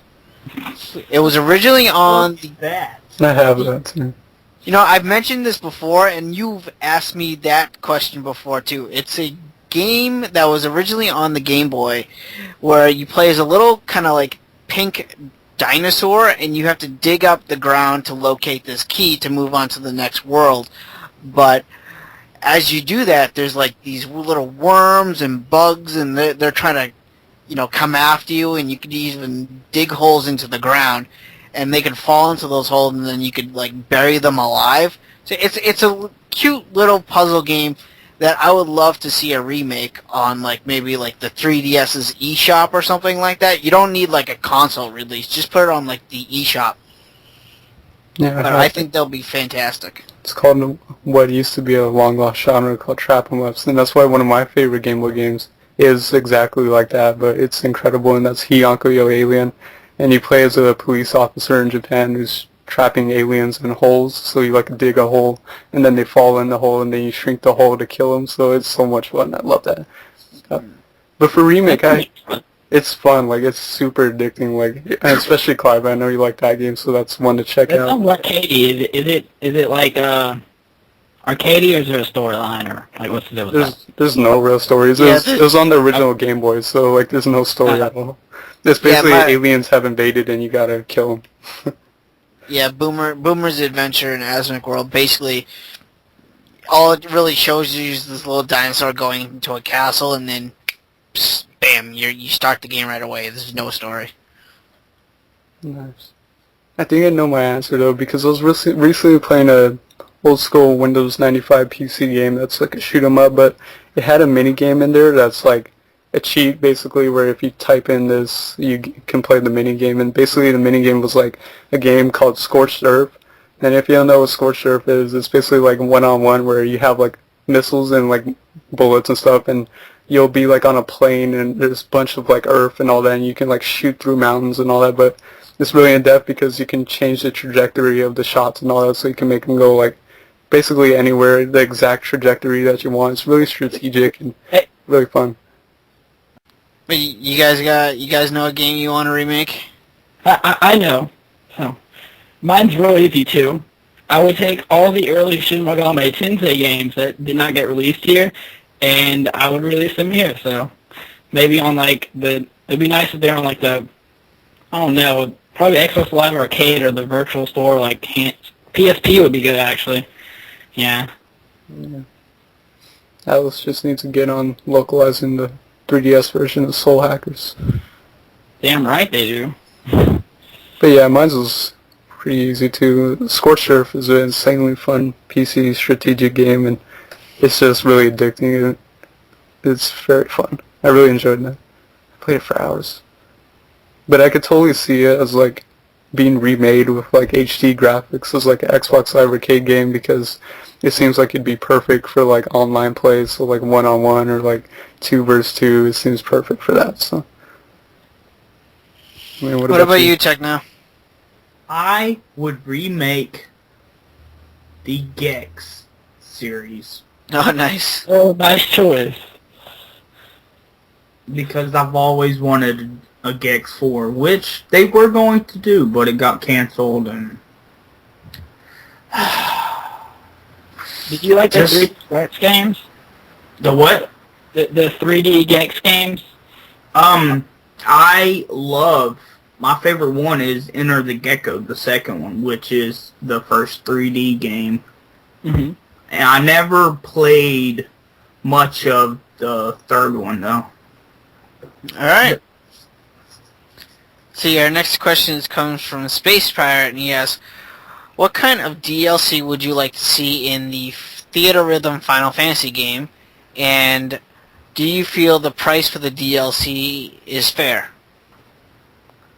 No. There you go. No. See, for what kind of DLC I would like to see, pretty much exactly what they have, just more songs. You know, it's kind of like Rock Band. All you really want is more songs. For the price for the DLC, it's 99 cents a song right now. I think that is fair because iTunes itself, they charge like 99 cents a song. So. Oh, I thought it was $1.99. Okay, 99 cents is fair actually. So. Yeah. So yeah, that's what I would like to see is more songs, and I think the price is fair. The only other thing I could possibly think of is maybe like they kind of like do like a bundle of songs with like some sort of discount, like I don't know, pay $3.99 for 5 songs or something like that. That makes sense. But I don't know. What about you guys? Well, I haven't played the game, but I know a lot about it. But I think $1 is definitely fair because, you know, even for $1, they'd probably snag a few songs if they didn't have them. And it seems like they're actively trying to add more songs. Like I know they got a Versus 13 song coming, which is weird considering no one's played that here in the States, or no one's played it really in general. But I don't know, for new songs, maybe they just keep doing some like, you know, Final Fantasy spin-off games, like music from that. So, dude, do they have Mystic Quest songs. Not yet, but Not they yet. probably will. Oh my god. Recently, they just released a whole bunch of Final Fantasy VI songs. So they're releasing them weekly, so. Yeah. That's nice. I still need to get Mystic Quest. Mhm.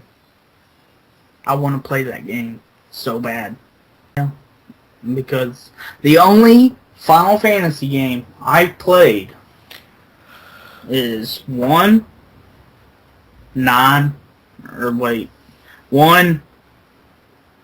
6, which is 3, right? Over here? Yeah, over here it's 3, yeah. Yeah, okay. You know. That one and 4, which is 2 over here. Yeah. And I forget that one song from 4, I think, is probably in there. Or is that 6? See, I don't know my fucking Final Fantasies. I don't. Whenever where the chick's like singing or whatever in the tower, that's 6. I had no idea. I have no idea what the fuck It's a Final Fantasy game. Let's just I know what you're talking about. Yeah, that's in 6 at the beginning, right? Yes. Yeah, is that in the game? I don't know, I haven't gotten to the Final Fantasy VI part yet. Oh, okay. I'm taking my time, because of Evo, I didn't really play that much video games this week, so. Yeah. Is that game divided, are the songs divided by, which game they're in? Yeah, basically there's 3 different modes in Theaterythem. The story mode breaks up the songs by game. So if you want to play the Final Fantasy 1 music, you can, and then move straight to Final Fantasy 10, you can. You can pick which game you want to play on songs, and now there's this Chaos Shrine where it plays 2 songs, but you don't get to choose. You kind of have to work your way towards unlocking more songs. If I'm making sense. Yeah. Yeah. Okay. I played 10 too. Forgot about that. Almost finished it. Never did. Yeah. Well, you should. That spearball game that you had to play in there, I didn't like that at all. Blitzball? That was awesome. That's why I quit playing it. I don't know. I just felt like I wasn't in control of anything. It played itself. Kind of. Blasphemy. Yeah. Blasphemy. You could just barely control your character, and I don't know. It just felt weird to me. I didn't like it. Just think, if we had Blitzball in real life, yeah.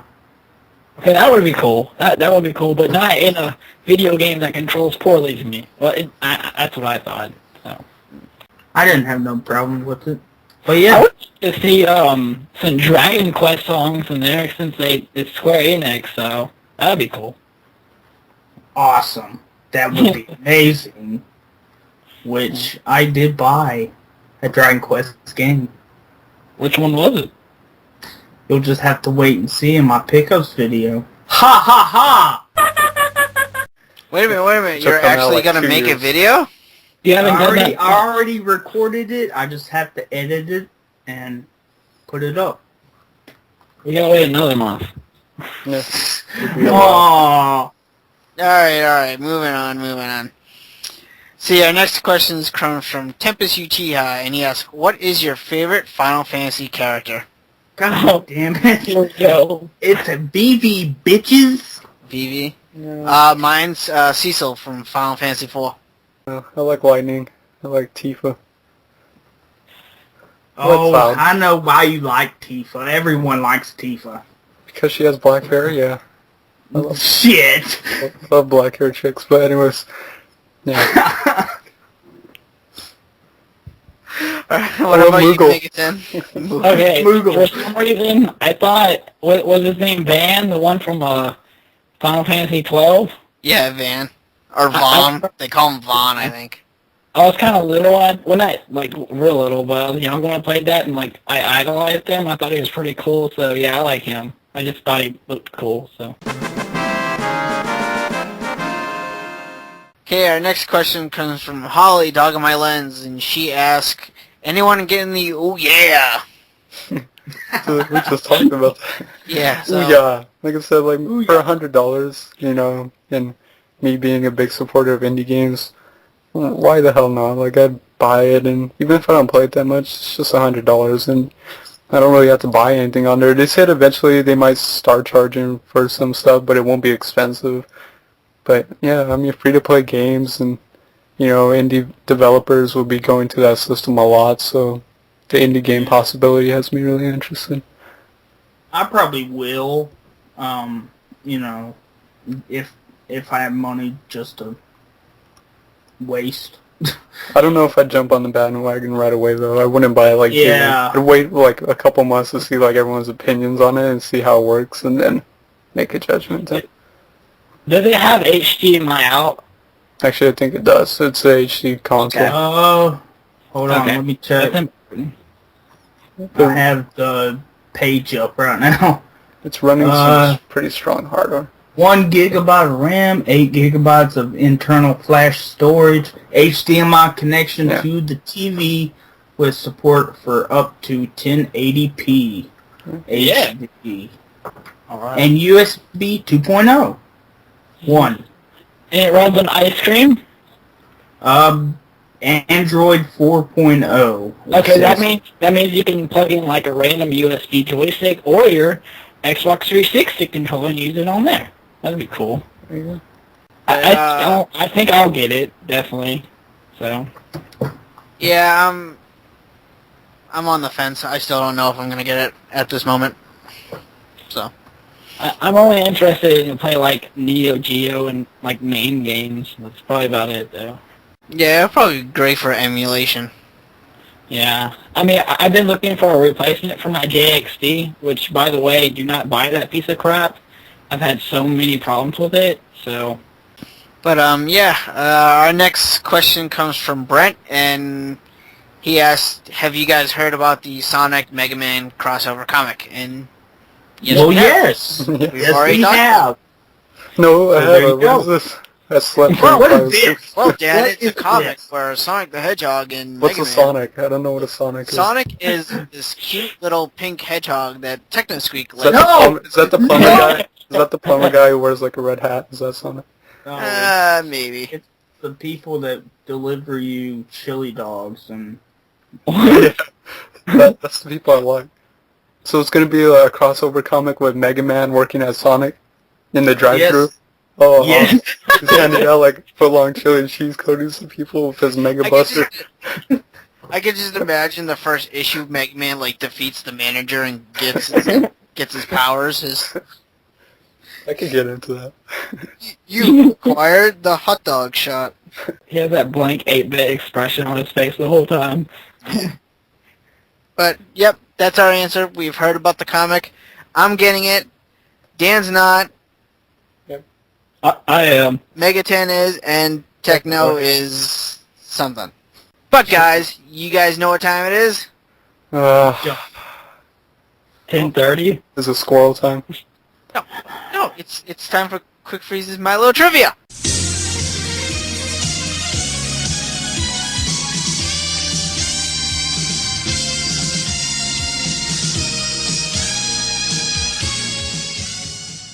Oh. Yeah. Ouya. You should be Ouya! excited. You should be excited. You picked the topic for this week. Yeah. Great. And that topic is the Super Nintendo. Yeah. Oh, good. You guys ready? Ouya. Probably not. Okay. You guys know the answer. I want you to say, "Ooh yeah." Ouya. Ouya! Yeah. Yeah. Alright, question 1. What are the 4 colored buttons on the Super Oh my Famicom God. controller? Ouya. Ouya. Dan said "Ooh yeah" first. A, B, X, Y. No. Oh, it's Famicom. Wait, Famicom? No, he said color. You Ouya. What is it? I'm confused. It's red, blue, green, yellow. Oh, Correct. Super Famicom. I was confused. I thought you were actually asking like what the buttons were, like A, B, X, Y. No, I was asking what color the buttons were. Yeah. Same as Alright. a 360. I knew that. Alright, next question. Final Fantasy II on the Super Nintendo was really what game in Japan? Ouya. Jesus Christ. I think Techno did it first. Number 2, right? Yeah, they're asking. Okay. That would be 4. 13.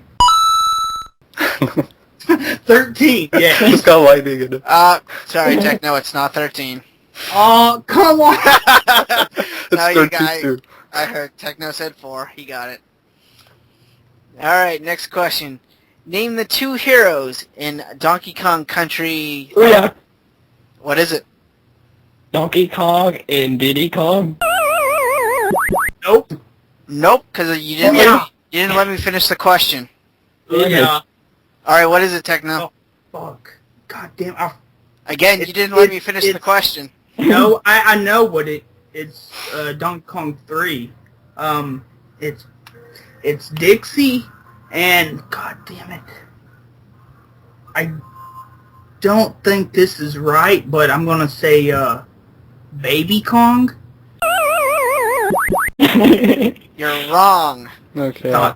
I haven't played this, but we'll finish the question since no one else was impatient. The question is name the 2 heroes in Donkey Kong Country 3. Okay, so I'm gonna say Ouya, Diddy, and Dixie Kong. Nope. No. That was 2. The answer is Dixie and Kiddy Kong. Kitty! Oh my god.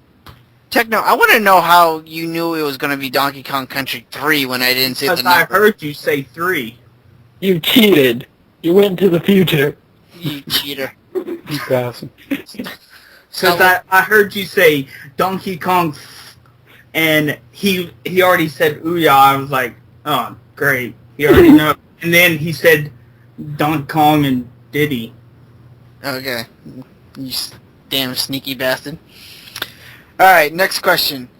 What add-on let you play Game Boy games? Ouya. What is God. Super Game Boy. it?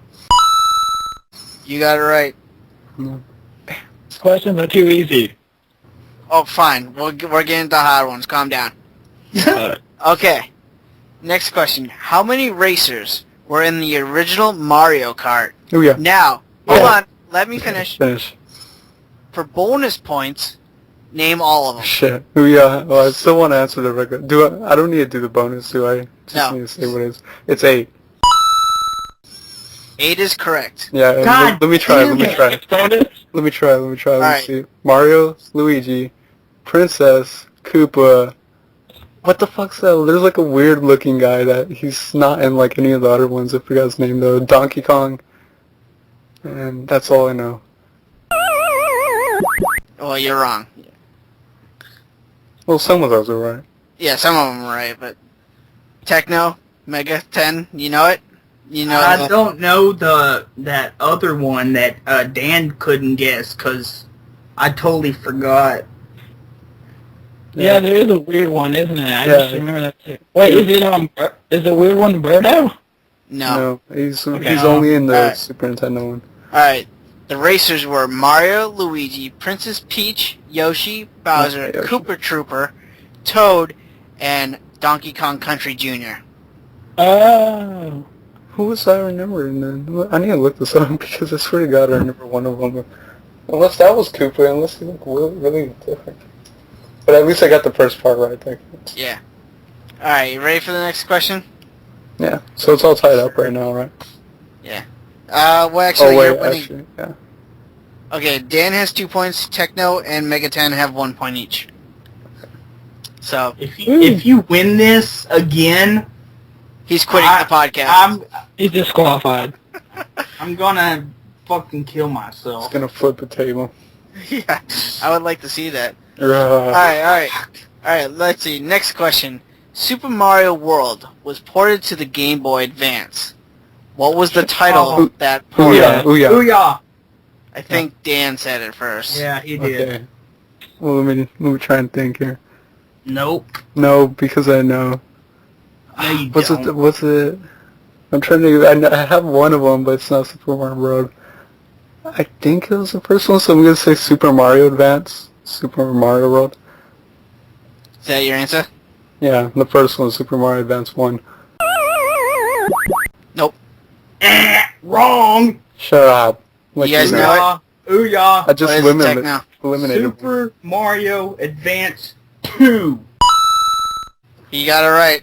Oh, suck it! How do you know this? Like, why? I know. Because I remember buying that when I was at Texas with my father. I just know it's a Super And I Mario. played the shit out of that game. The reason it's hard because it's confusing because There's so many Super Mario. Yeah. there's 4 of them and they fucked up the numbers so bad. Like Super Yeah. Mario Advance 4 is Super Mario Bros. 3, which I have and I love that. And then I think Mario 2 Yeah, is like Super Mario Advance, the one you mentioned, was really Super Mario Brothers 2. yeah, that's the one. That's Yeah. Why did they do that? I don't know. They Because it's screwed it up. Nintendo. I don't know. It's Nintendo. Alright, next question. What game is regarded by critics and fans as one of the greatest RPGs on this? Ouya! Yeah. You guys let me This is finish biased. the questions. Ouya! Alright, This isn't a good question. It's biased. It's opinion. I didn't finish the question, so what is it, Techno? Secret of Mana. Wrong. Oh, what? You didn't let me finish the question. God damn it. What is it? You guys know it, or you want me to Yeah, finish I the do. question? What is it? Chrono Trigger. Wrong. Okay. Oh. Earthbound. Dan got it right with the Earthbound. Boom. Crap. Oh my god! That's You kind guys of weird though. You guys gotta let me finish the questions, dude. Yeah. What was the rest of the question? The rest of the question was taking place in 1990, featuring a boy Oh yeah, battling that an would have given it alien. away. See? God damn it, people. You gotta let me finish the question, because you would have probably got it right, Techno. I got it. Ripped down. Alright, next question.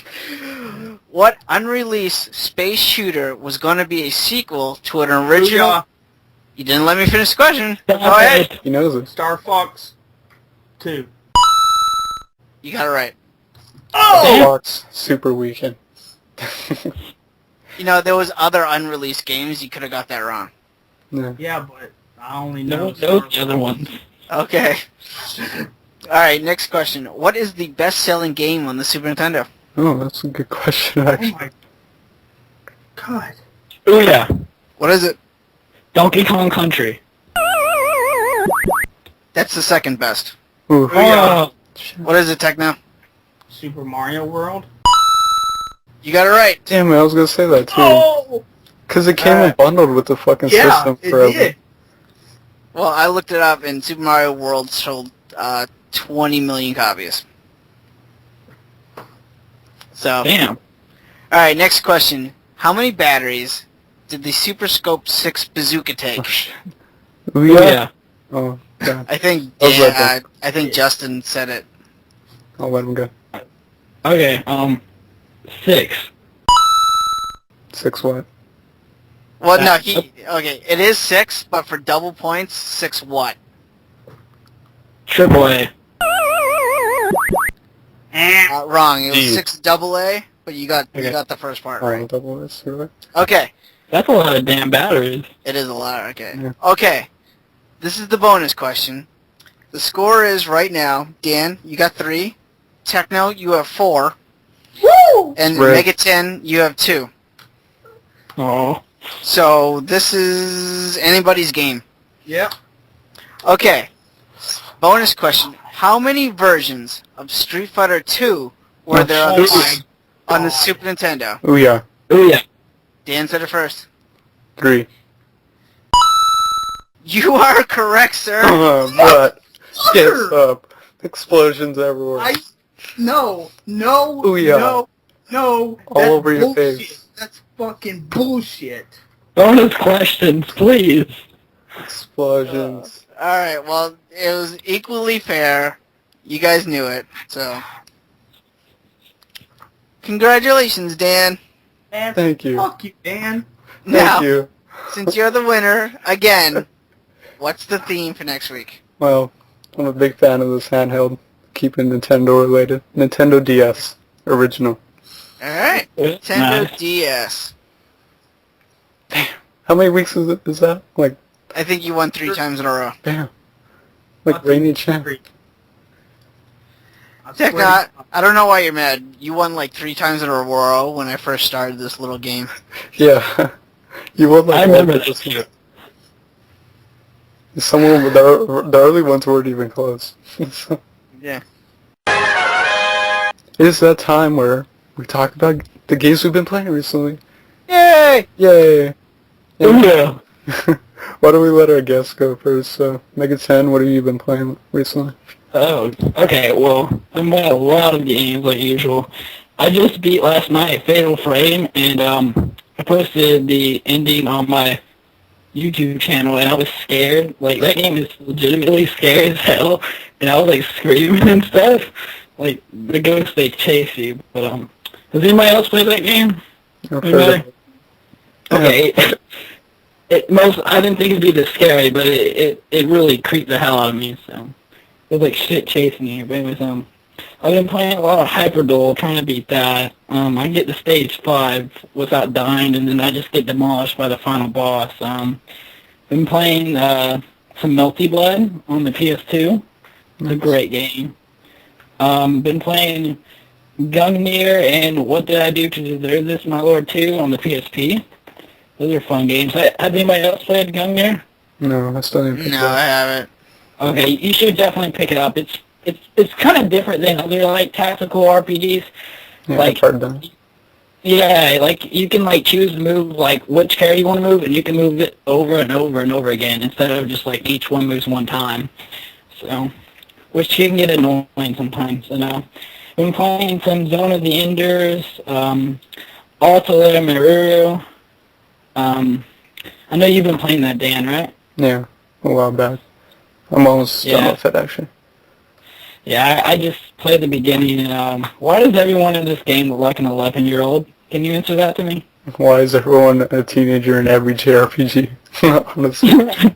Like, that's why I love Catherine. I've said, I don't think I said this, but I love Catherine because it actually stars a more realistic hero, Vincent, who's just some, mid-30-year-old guy who's just going through a life crisis. He's so relatable, but anyone who plays JRPGs know you play as nothing but teenagers almost all the time, and that's how it's always been.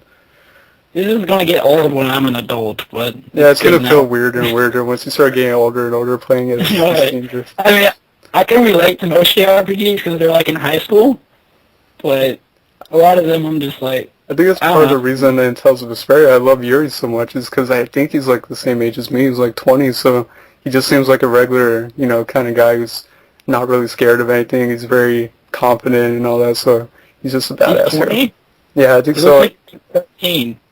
No, he's not. He's got long hair. He talks with a deep voice. Shit. I still haven't played that game, so... I'll check got it. to. What? You haven't fucking played one of the greatest motherfucking RPGs of all fucking time. Get out. I started with Tales of Xillia, and a big mistake. Then I'm moving on to Tales of the Abyss. And Tales of Xillia has like a giant difficulty spike at the end. Like I didn't die the whole game, and then towards the end I died. So I just quit playing. Sometimes. Yeah, I didn't die at the time. Brace yourself for Tales of the Abyss, and like, you're gonna really have to like force your way through it, to be honest, because the characters are pretty abysmal in the beginning, and it takes them forever to develop the characters. Like you're gonna hate the hero, you're gonna hate a majority of the characters in there. Really? They look so likable. No, Luke is a fucking asshole. He is an asshole of a hero if I've ever met one. Is it a great game, or should I just go straight to Vesperia? Well, I would recommend going straight to Vesperia, but it's Tales I don't of. want to play this. It's Tales of. Everything's pretty the same. It's just the characters. Like I don't know what was going through Bandai Namco's head, but like they do develop the characters. I've heard people like. You're gonna hate Luke, but like way down the road, they finally like develop them because they're really good at developing characters. But like as of now, Luke's an asshole. That chick with the bow and arrow is like the most bitchy person you ever meet. Tyr's just like a timid girl. Guy's just like a typical guy who has a phobia of women. And there's a little creature named Mew who Luke abuses really badly. It's like, oh my god, like I couldn't believe it.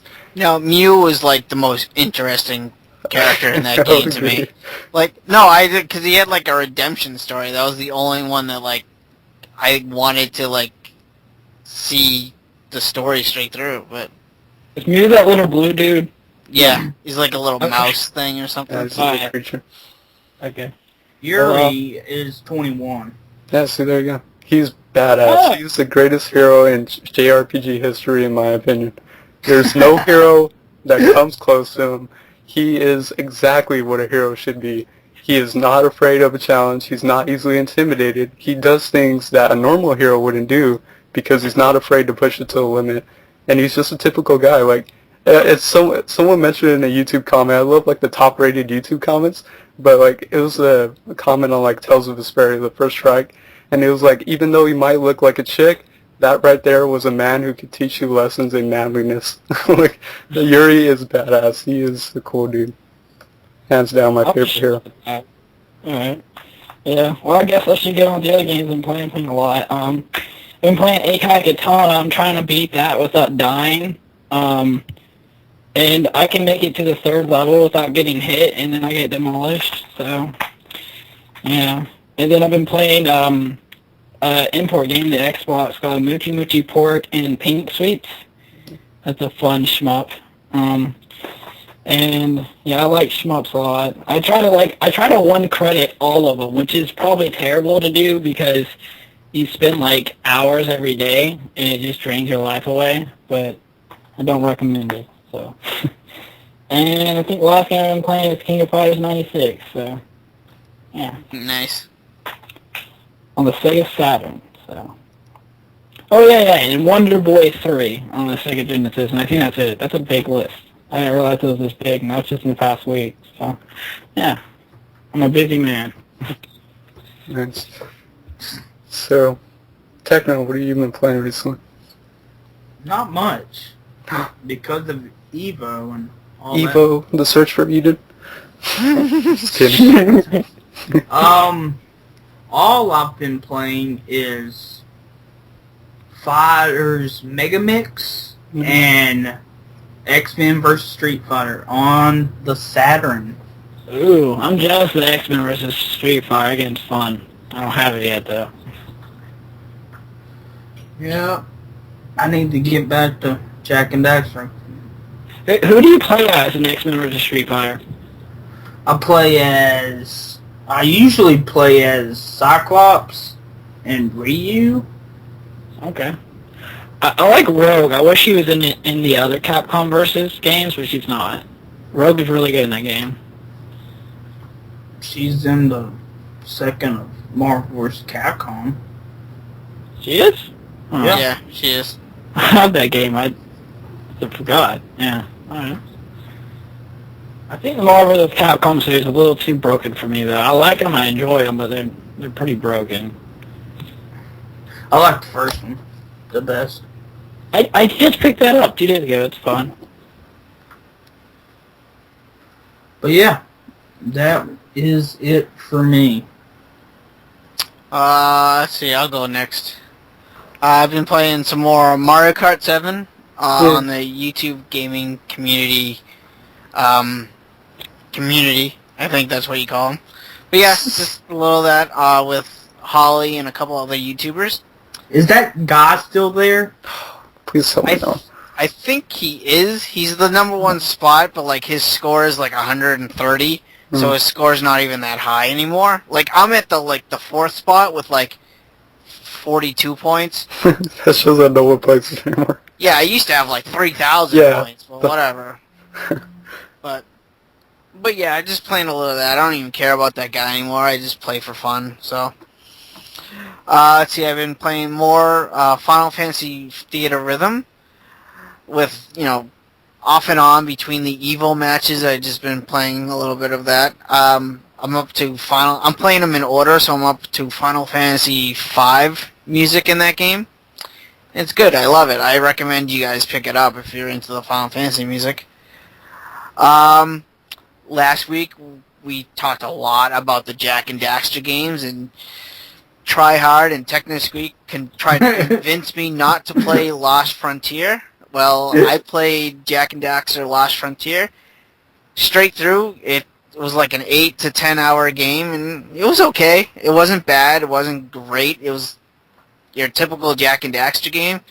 The only thing I didn't really like about it was just I didn't really understand the relationship between the pirate leader and Kira.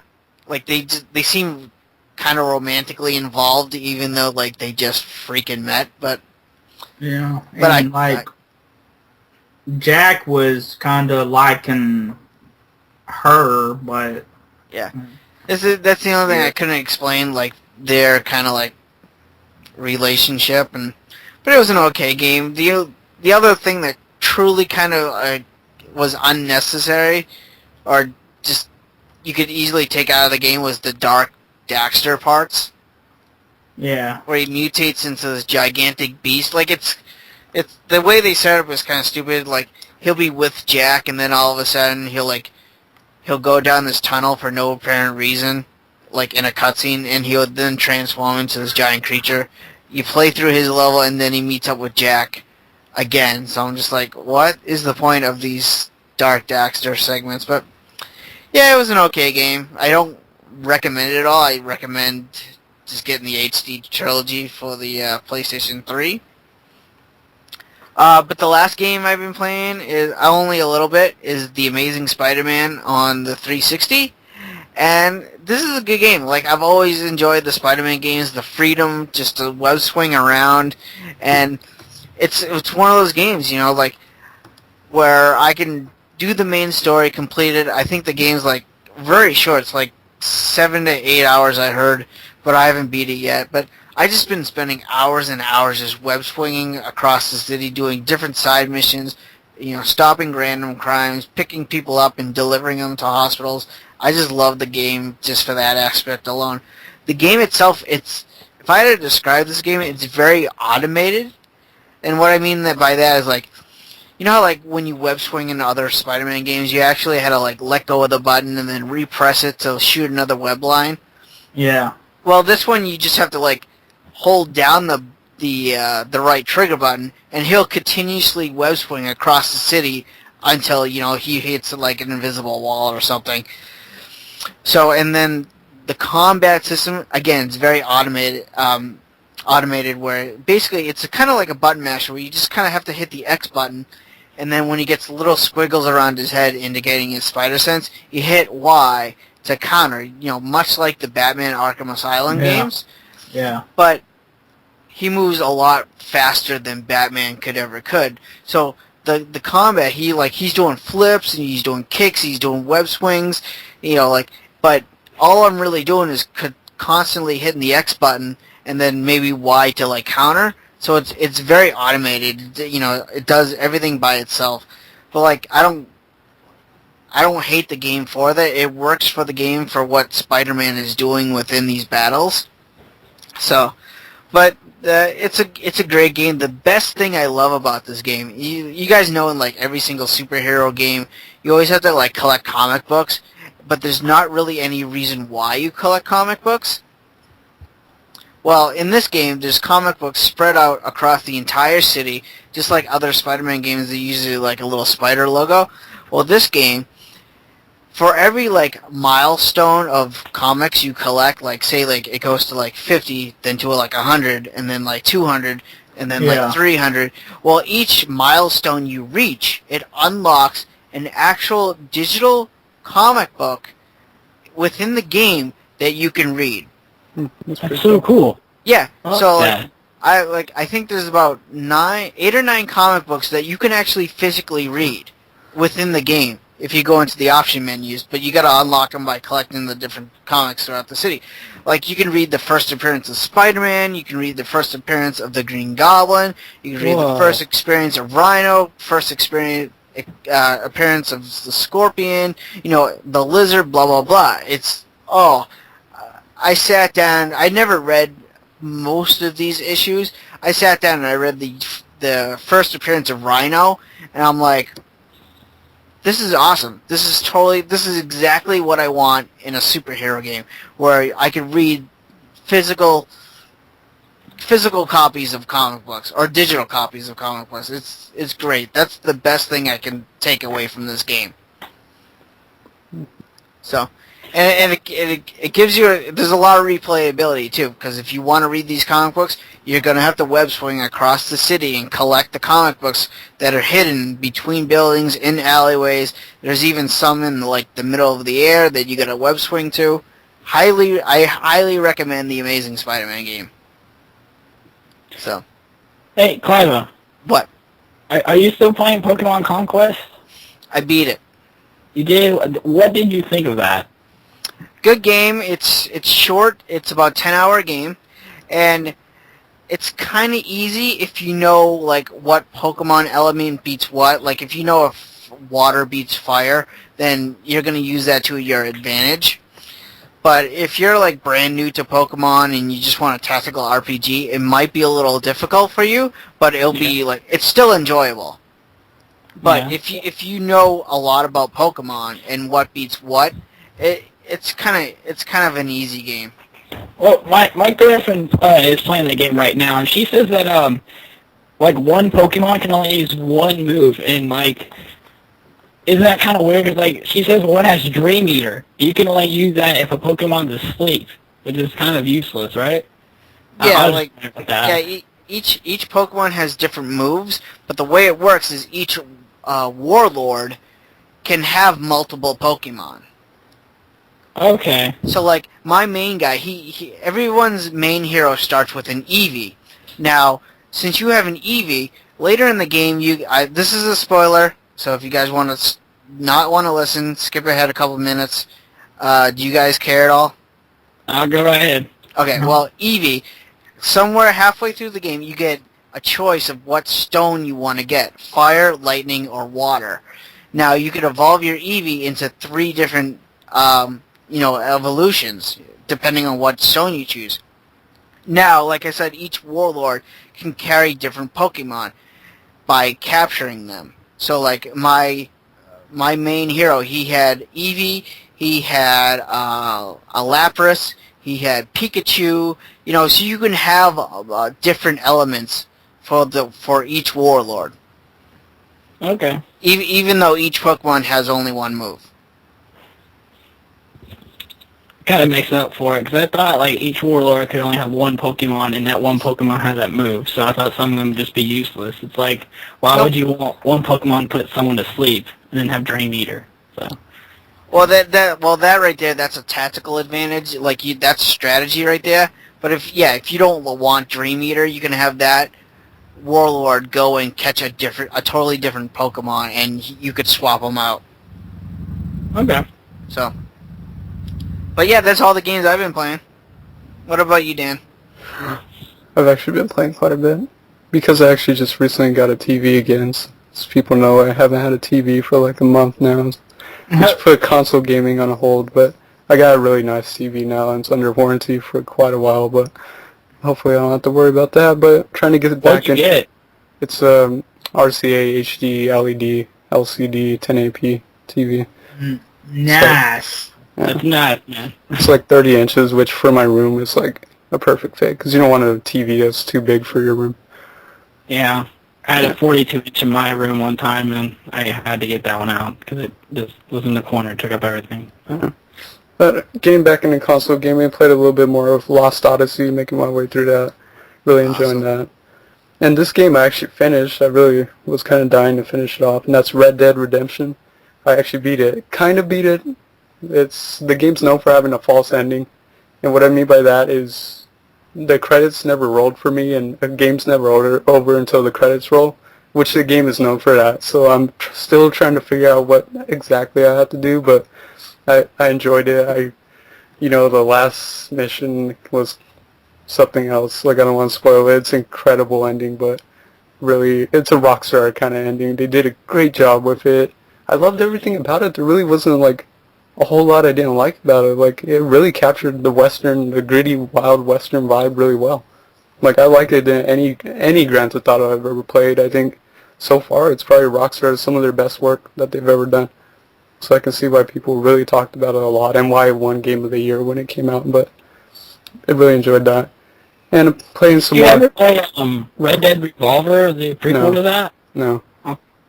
Yeah, I heard it's It's compared to completely, yeah, I heard it's completely different. Yeah, it's completely different. Yeah. I played it back in the day, but I really liked it. Well, how is that? Is that like, I never really looked at it. Is it like an open world, kind of like Red Dead Redemption, or is it like more straightforward?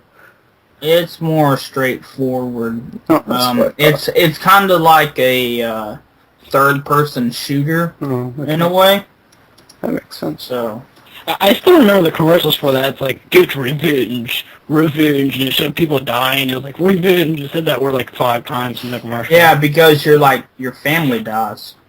Yeah, they emphasized that pretty big. But yeah, I really enjoyed Red Dead Redemption. Phenomenal game. But playing some more Tales of Xillia, I'm working my way through extra content, and I'm stuck on what's quote-unquote the true final dungeon, and I'm really stuck. Like, this dungeon is confusing as all hell. Like, it's not necessarily a maze, but it has different levels, and it has like a bunch of platforms that lead to like different areas, and it's completely like random. I feel like I missed a platform, but it's like so huge and expansive that like I don't know which one I missed, so it's really complicated. I was starting to get frustrated because like I know where I need to go to make progress, but I don't know how to do it because there's like this big elevator that I'm assuming goes all the way down, but I can't get on it, so it's really weird. But I'm Is there really platforming in that game? What? Platformer? Yeah, is there? Because I'm not sure how that one controls. I've only played Legendia, and that one, you can't jump or anything, so...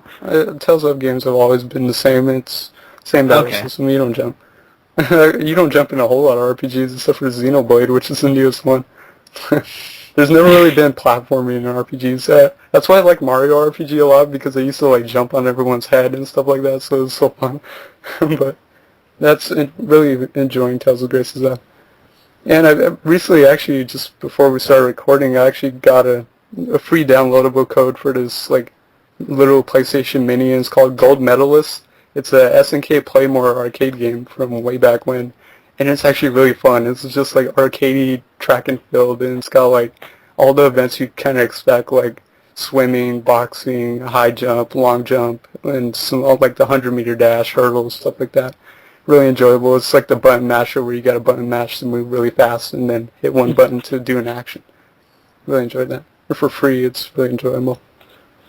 And on the PSP, played a little bit of a weird kind of puzzle game called Every Extent Extra. And I don't know how to describe it. It's really weird. Like, you control like this little orb, and you make it explode to get like the biggest chain possible, like the biggest chain reaction possible. And you fight bosses too, which is really weird, but it's an interesting game. I enjoyed that. And a little bit more of the third birthday on the PSP. Still working my way through that. And goddamn, like I don't know, the game is brutal. Like, the game is just outright hard at times, and it is insane. Like, I'll get past like a boss I'd be struggling with, and I did, and you know, I was kind of progressing well, and then I'm stuck on another hard boss, and it's like, what the hell? Like, why? Like, you can level up, but it doesn't make sense because it's kind of hard to go back like in time and, you know, kind of level up, but it's really weird. Like, kind of similar to Final Fantasy 13, I think Square Enix kind of dropped the ball with the difficulty scaling. And a couple of PC games to round it off. I played a PC indie game called Karma, and it's a really interesting game. It's a 2-episode PC indie game. It's not that long. It's like a couple hours apiece, and I'm almost done with episode 1, but it revolves around, it's really weird, it revolves around karma, like, you know, what you do, your actions have effect later on, you know, but it's a platformer, like 2D side-scrolling platformer / adventure, so there's like enemies, you jump on them, you have to solve some environmental puzzles, but it starts out really weird, like you're a character, you're going through like almost like a post-apocalyptic world. The road's starting to get overrun with these like cyborgs and stuff like that. But then it takes a really weird turn where in the epilogue you fight this one guy and then you wake up as a worm. So like you become a worm and you're working your way through you're working your way through the earth. So you're like a tiny worm who's like jumping around, and there's other worms and all that. And you can crawl through. You can crawl through like wormholes and stuff like that. It's really bizarre. It kind of came out of nowhere. They don't explain it, so I'm assuming as I keep going forward, it's going to start to explain what exactly happened. But that alone is really interesting. But that was fun. I'm actually enjoying that. It's got a nice pretty style too, some catchy music. And Windows 95 PC shoot 'em up. Yeah, taking it back.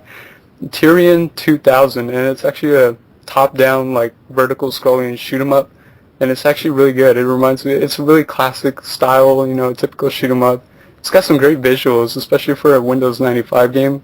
Incredible visuals, some catchy music, but pretty challenging, like most shoot 'em ups are. But it's got a lot of fun modes in it that you can unlock. It's got like a Galaga mini game. It's got a Scorched Earth mini game, which I was talking about, and it's got like, you know, difficulty settings, and there's one difficulty setting that you have to type in, and it's like a really insane over-the-top difficulty level, but really enjoyable. And Is that space themed, or is it like yeah? I guess it's space themed. It's a typical shoot 'em up, like you would expect. It's a vertical scrolling shoot 'em up, so like almost like Raiden or something, like a really old school Raiden. Really enjoyable. Yeah. And that's actually it. Nice. Awesome. Ouya. Ouya. But I don't know. What do you guys say? That's about it, right? I say it's Ouya time. It's Ouya time. I'm really thinking about backing that. You should, man. Donate that $10,000. Fund that. I will be able to get private dinner, and they say I'll get my username and backer number engraved into the console, or into mine, and then they promise they will love me forever. That's the best. If I do that. I'm telling you, man, do it. Screw the trip to PAX. Donate 10,000 for Ouya. But yeah, I guess that wraps up episode 44. Those double fours. So, like always, the Megatenkota, thank you for joining us. Oh, thank you guys so much. Go ahead and plug your YouTube channel just real quick. Okay, youtube.com/Megatenkota, like really easy to spell, Megatenkota, and yeah. So there you go, definitely check them out, and yeah guys, so that was episode 44. Good episode, guys. I will say bye to all the wonderful listeners. Bye. Bye. Bye. Ouya. Ouya. I'm gonna think of the Kool-Aid Man every time I hear it. Ouya. I love the Kool-Aid Man. That's what they should get as their mascot. Their spokesperson. Kool-Aid Man. Kool-Aid Man. Ouya. Oh yeah.